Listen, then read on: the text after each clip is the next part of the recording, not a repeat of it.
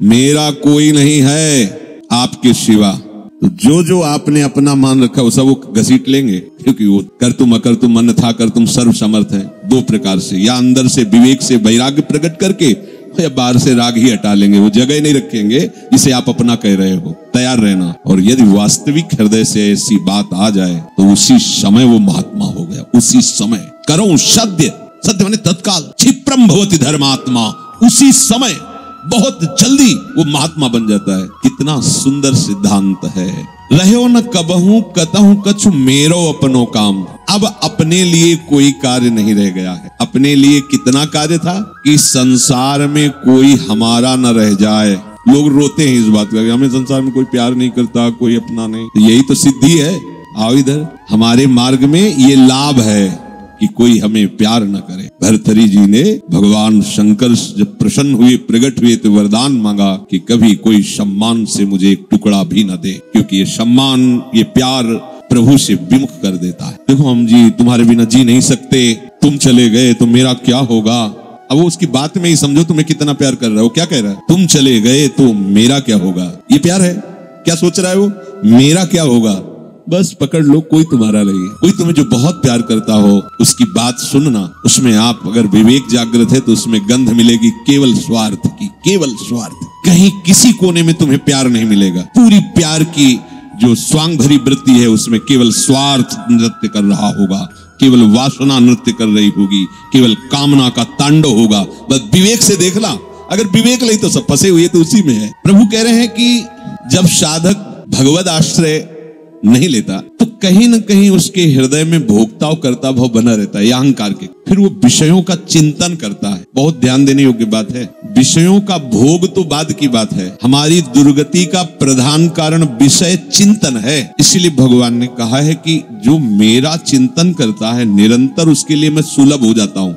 अनन्य चेता सततम यो माम स्मरति नित्य साहा तस्याहम सुलभा पार्थ, मैं उसके लिए सुलभ हो जाता हूं। अब यहां ध्यान देना है कि विषय क्रिया नहीं हुई, लेकिन केवल चिंतन आपके हृदय को बर्बाद कर देगा। इसलिए कहा गया कि एक क्षण भी भगवत चिंतन छूटा तो हानि हो गई। ऐसे संस्कार गलत अंदर डाल देगा, वो जलाते रहेंगे। मन जो है ना, ऐसी स्थिति पैदा कर देगा कि ये ज्ञान विज्ञान आपकी समझ में ही नहीं आएगा। ध्यायतु विषयान पुंसः, प्रभु का आश्रय ना लेने के कारण, प्रभु के परायण ना होने के कारण, निरंतर भगवत चिंतन ना होने के कारण जो अंतर होता है वो विषय चिंतन होता है। ध्यान देना, दीर्घ काल निरंतर सत्कार सेवितो दृढ़ भूमि। जब दीर्घ काल तक निरंतर भगवत चिंतन का अभ्यास किया जाता है तो दृढ़ भूमि वो इतना पक्का हो जाता है कि फिर आप छोड़ना भी चाहो तो नहीं छोड़ सकते। जैसे विषयी पुरुष भले कहीं भागवतिक स्थान में भी बैठा हो पर वो अपना ही दृश्य देखेगा, अपना ही चिंतन करेगा। ऐसे भागवतिक पुरुष भले ही वो विषय प्रपंच में बैठा हो लेकिन वो अपना ही दृश्य देखेगा, अपना ही चिंतन करेगा। तो जो भगवत परायण नहीं होते, प्रभु का निरंतर चिंतन नहीं करते, उनका विषय चिंतन ही होता है। वो विषय चिंतन ही करता है ऐसा नहीं कह रहे, स्वाभाविक होता है विषय चिंतन उससे, क्योंकि भगवत परायण नहीं है, निरंतर भगवत भजन का अभ्यास नहीं किया तो होगा क्या, विषयों को भोगता रहा है। उसी कर्तृत्व भोक्तृत्व भाव का चिंतन होता रहे। ये बहुत खतरनाक स्थिति। प्रायः इसी स्थिति में पूरा संसार है। बैठे बैठे बस वही चल रहा है, ये किया वो करूंगा, ऐसा बना लिया वैसा बना लूंगा, अब इतना ऐसा हो जाए फिर वैसा हो, और ये सब का सोचते सोचते काल आ गया, मृत्यु, शरीर छूटा। अब जो सोच रहा था, जो सोचा उसके परिणाम से दूसरी योनि मिली। बस यही चक्र चल रहा है। जब ये प्रभु का चिंतन करता है तो संसार का चिंतन जो स्वाभाविक होता रहता था अब हो तो रहा है। देखो ना, जैसे हम नाम जप करते हैं, भगवत चिंतन की चेष्टा करते हैं तो बड़ी जोर से गंदगी आती है। ये सबका अनुभव है जो भजन करते हैं, बड़ी जोर से, जैसे कि दरिया में उफान आ गया हो। एक से एक गंदी से गंदी, मतलब जो आप को भी लगेगा कि यार ऐसी बात कैसे हो सकती है। बिल्कुल घृणित, वो आराध्य देव पर घृणित भाव, वो अपने गुरुदेव पर घृणित भाव, वो कुछ भी डरना नहीं, समझना। ये आपके तो आपको लगेगा कि कितना नीच हूं, कितना गंदा हूं, क्या क्या सोच रहा हूं, कैसे, मतलब कुछ नहीं, समझना। बिल्कुल तटस्थ भूमिका होनी चाहिए। मैं थोड़ी सोच रहा हूं ये सब गंदे नाली के कीड़े की तरह मन इंद्रियां भोगों में रहे, अभी गंदगी फेंक रहे, बिल्कुल तटस्थ। अरे मैं प्रियाजू के लिए क्या सोच रहा हूं, मैं लालजू के लिए क्या सोच रहा हूं, और मैं गुरुदेव के लिए क्या, बिल्कुल नहीं। ये बेईमान लोग हैं, ये हमको भयभीत करेंगे, हमारी निष्ठा बिगाड़ेंगे, हमारा भाव बिगाड़ेंगे, बिल्कुल नहीं मानना। ये हम बहुत खूब अनुभूत सोची समझी बात कह रहे, खूब साधकों से मिली हुई बात। ये अपने आराध्य देव पर ही गलत भाव कर लेगा, ये अपने गुरुदेव पर भी गलत भाव कर लेगा। आपको डरना नहीं है, ये किसी भी तरह से आपको हटाना चाहता है। जहां आप भगवत चिंतन में लगे, अब भगवत चिंतन आपके हृदय में आए हुए या बसे हुए या पुराने संस्कार सब मिटाएगा। बिल्कुल आपको चिंता नहीं करनी, चलने दो नाम कीर्तन, नाम जप, मंत्र जप, वाणी चिंतन, चलने दो सेवा। ये जितनी गंदगी, चुप रहो, देखते रहो, उबने की जरूरत नहीं, खिन्न नहीं होना, ना हर्षित होना है, दोनों बात समझ। खिन्न हो गए तो वो टिक जाएगा, ऐसा क्यों नहीं है उसमें गंदगी। जब धुलाई हो रही तो निकलेगी सब बाहर, शांत एकदम। बहुत गंभीर होना चाहिए उपासक, इस स्थिति वाले को एकदम घबराना नहीं चाहिए। वो फिर अच्छी बातें भी डालता है जो संसार में सुखद मानी जाती है, उसमें आपको हर्षित नहीं होना, तटस्थ। यहां तक कि वो भागवतिक बातें भी डालेगा तो आपको भी गंभीर रहना है, क्योंकि वो थोड़ी देर जब समझ गया कि ये भागवतिक बात को सुनता है, तो जहां भागवतिक बात दी आप सुनने लगे तहां अपनी पेशगी कर देगा, आप समझ ही नहीं पाओगे, दस्तखत करवा लेगा। बहुत चतुर है, इसीलिए सबसे बड़ा चतुर सृष्टि में कौन है? रामाय भजते चतुर नर, उसे सुजान कहा गया है, क्योंकि इन सब चतुरों को भी काबू में करने की सामर्थ्य भगवान नाम जापक में है। एक एक हरकत वो मन की देखता रहता है, एक एक हरकत, छोटी सी छोटी उसकी चेष्टा। अच्छा समझ में आ रहा है, ठीक। कुछ नहीं, कोई नहीं बिगाड़ सकता, बस आप झुकना नहीं। इस पे बाहर की बात नहीं कह रहे, यहाँ की बात। आप उदास मत होना, आप निराश मत होना, और आप इनके आगे झुकना नहीं, इन दुष्टों के समुदाय के आगे।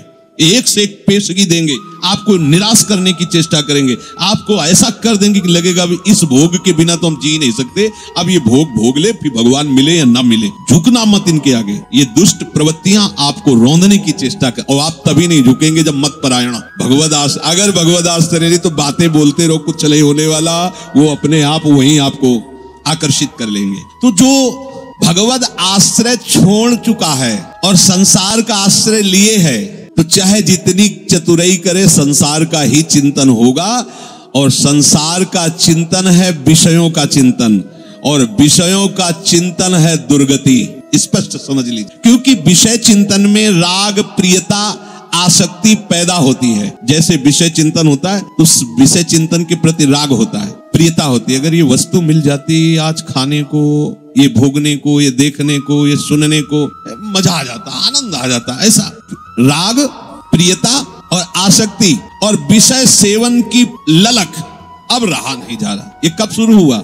विषय चिंतन से। ध्यान रखना, ध्यायतो विषयान पुंसः संगस्तेषुपजायते। विषयों का ध्यान करने से, चिंतन करने से विषय संग अर्थात आसक्ति उसके हृदय में प्रकट होती है। अब तो रहा नहीं जा रहा, अब वो भटक रहा है, क्या करूं, कैसे करूं, कहां वो पाऊं, ललक रहा है। बड़ी दुर्गति की ये स्थिति होती है। प्रायः हर साधक इस आग से जल करके आगे निकलता है। आग बुझाने की चेष्टा मत करना। इसमें अगर आपने थोड़ी भी बैलेंस बनाने की कोशिश की तो मार्ग छूट जाएगा। इस आग से ही निकलना है, पक्का तय करो। आग को बुझा करके निकलना है, कभी नहीं, निकल ही नहीं सकते। और जब आप इस आग में कूदोगे तो ये आग जलाएगी नहीं, चंदन हो जाएगी। बाहर से तुम्हें लपटें दिखाई देंगी, और जब अंदर प्रवेश करोगे कि हे प्रभु आपके लिए मैं जलूंगा, तो कहीं भी धुआं भी प्रवेश नहीं हुआ विभीषण के घर में। पूरी लंका राख हो गई, एक विभीषण कर गृह नाय। पूरा संसार जल रहा है, कामाग्नि, क्रोधाग्नि, लोभ, लेकिन भक्तों के हृदय में उसका धुआं भी प्रवेश नहीं करता, क्योंकि वहां भगवान का आश्रय। विषयों का सेवन शरीर से भी ज्यादा घातक है मानसिक सेवन। समझना, साधक क्या समझता है कि मैंने कोई क्रिया तो की नहीं, अच्छा बहुत चतुर है, मानसिक पाप लगता नहीं। कलिकर एक पुनीत प्रतापा, मानस पुण्य होए और नहीं पापा। ओ बैठे बैठे बस गलत बात समझिए। शारीरिक सेवन से ज्यादा गंदगी पैदा होती मानसिक चिंतन से।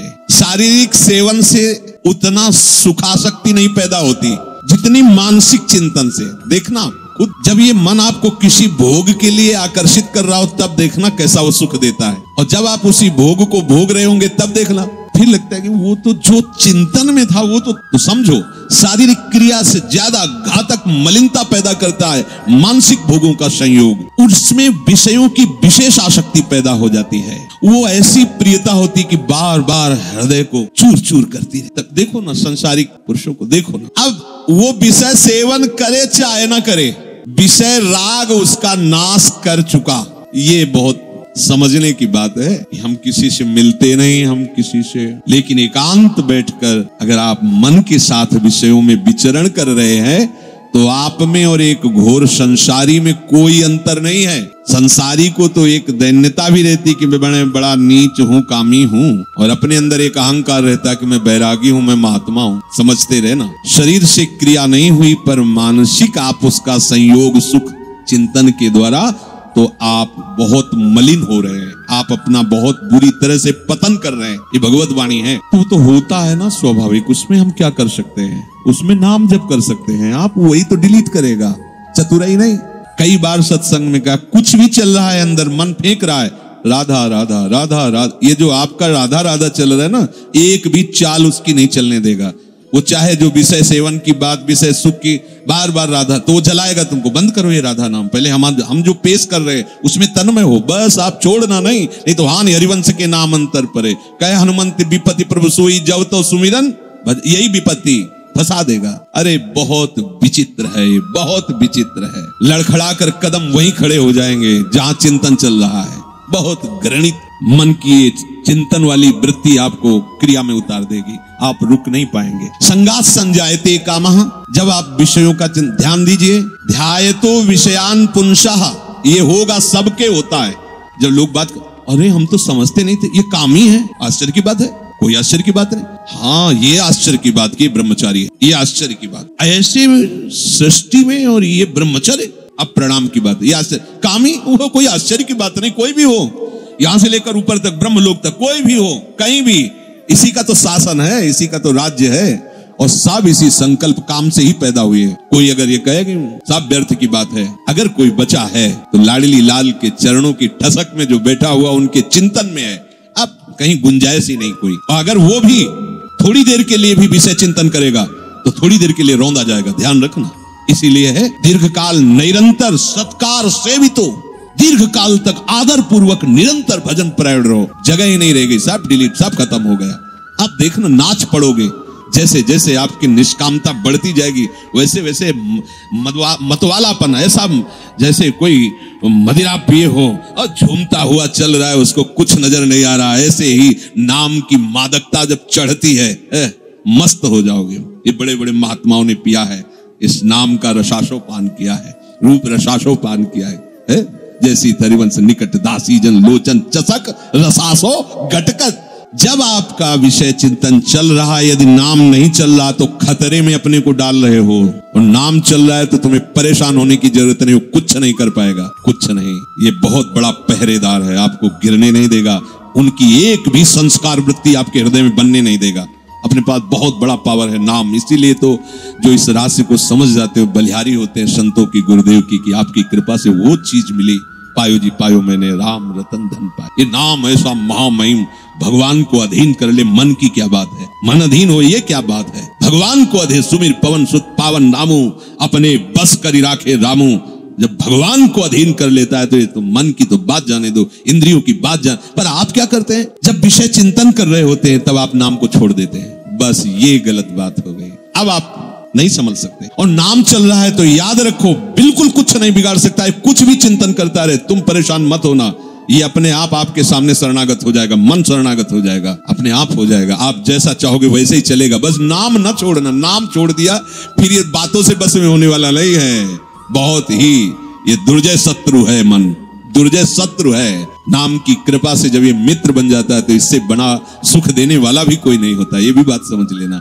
और जब नाम नहीं चलता है, विषयों का चिंतन करता है, तो इससे बड़ा दुख देने वाला कोई दुश्मन नहीं है। संगास्तेषु उपजायते, ये मन चिंतन करके विषयों में राग पैदा कर देता है। कैसे वो भोग मिले, अब तो जीवन बेकार लगता है बिना उसके भोगे। अब तो, और सही बात, न उसे रात में नींद आती है, न दिन में उसे किसी से मिलना अच्छा लगता है। जैसी प्रेमी की स्थिति होती ना, ऐसे कामी की भी हो जाती है। बस उसको वही बात, कब मिले, कब देखूं, कब भोगूं, बस अंदर जिस विषय में तन्मय हुआ वो इसी विषय के लिए। अब जब वो प्रबल कामना हो जाती है तो कामात् क्रोधो भी जायते। यदि कामना की पूर्ति हो गई तो भयंकर दोष पैदा हो गया, लोभ, और भोगूं और मिलूं, कभी एक क्षण के लिए ये भोग हमसे दूर ना हटे। और कहीं प्रतिकूलता पैदा हो गई तो भयंकर दोष पैदा हो गया, क्रोध। दोनों में हानि है। कामना से कभी किसी का कोई मंगल नहीं हुआ है। अगर काम की पूर्ति होती है तो भयंकर लोभ पैदा हो जाएगा। कैसा लोभ पैदा हो जाएगा? ये ऐसे ऐसे, इतना नहीं, ये शरीर नहीं, वो शरीर, ये वस्तु नहीं, वो वस्तु, बढ़ता चला जाएगा, वो घोर व्यभिचारी हो जाएगा। और अगर प्रतिकूलता हुई तो क्रोध पैदा हो जाएगा। ऐसा क्रोध पैदा हो जाएगा, क्यों? जिसको कहता है कि मैं तुम्हें बहुत प्यार करूं, उसी को मार देगा, वो हिंसा कर देगा। ये बिल्कुल समझने की बात है। अगर उसकी कामना भरपूर हो चुकी है, संकल्प बन चुका है और उसकी पूर्ति में बाधा होगी तो भयंकर क्रोध, और क्रोध जहां प्रकट हुआ, कामः क्रोधोत भी जायते क्रोधात् भवति सम्मोहः। अब जहां क्रोध प्रकट हुआ, अब उसमें मूढ़ता छा गई। ये करना चाहिए, ये नहीं करना चाहिए, खत्म हो चुका। अब उसमें और पशु में कोई अंतर नहीं है, उसमें और राक्षस में कोई अंतर नहीं। कोई आशा न करे कि जो क्रोध से सम्मूढ़ता को प्राप्त हो चुका है उससे कोई विनय काम करेगी। अब वो राक्षस हो चुका है, उसके सारी प्रवृत्तियों में क्रोध के द्वारा प्रकट की हुई मूढ़ता छा चुकी। अब कुछ भी विवेक काम नहीं कर रहा। प्रभु कह रहे क्रोधात् भवति सम्मोहः। ऐसी मूढ़ता छा जाती है जो विचार की गुंजाइश नहीं रह जाती। वो रो रहा है सामने, या कोई, अब देखो रसेंद्री की ऐसी प्रबलता हुई, पशु पक्षियों को मार के खा रहा है जीव। कैसी कैसी, देखो मतलब हमें कोई जरा सा कष्ट दे तो हमें पीड़ा होती है। आप देखो, एक छोटी चींटी जा रही हो, आप एक तिनके से ऐसे छूने की चेष्टा, वो भागने की चेष्टा करेगी, अर्थात वो बचना चाहती है। ऐसे हर जीव है। कैसी मूढ़ता छा गई, जीवों की हत्या करके उनके शरीर को खाते हैं। मनुष्य है, बढ़िया कपड़ा पहन करके, बढ़िया सुंदर भोग सामग्रियां हैं, खाइए पिए, खूब भजन कीजिए, नाम कीर्तन कीजिए, भगवद आश्रित, किसी को कष्ट देने के लिए, अपनी रसेंद्री के लिए। ऐसे ही प्रत्येक इंद्री के लिए जो कामना युक्त हो जाता है वो आसुरी भाव है, राक्षस है। वो देखने में केवल लगता है मनुष्य नहीं, उसकी प्रवृत्ति अंदर से राक्षस है।